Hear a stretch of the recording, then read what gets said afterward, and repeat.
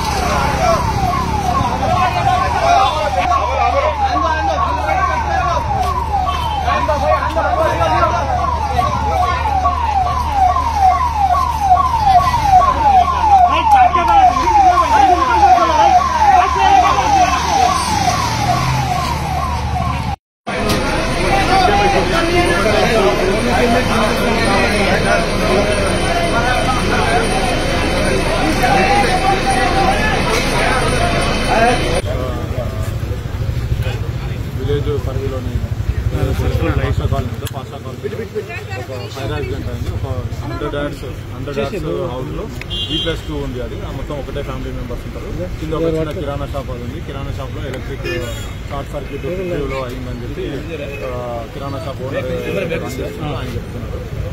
దాని నుంచి పైన ఉన్న fire engine, police and local public support తోనే అందరినీ కిందికి దింపడం జరిగింది. అందులో ఒక బెడ్రూమ్ లో ఉన్నటువంటి 2 ఉమెన్ అండ్ ఒక కిడ్ వాళ్ళు ఎవరైతే ఉన్నారో వాళ్ళు సఫోకేషన్ తోనే ఉంటే మనము ఇమీడియట్ గా అంబులెన్స్ లో హాస్పిటల్ పంపించడం జరిగింది.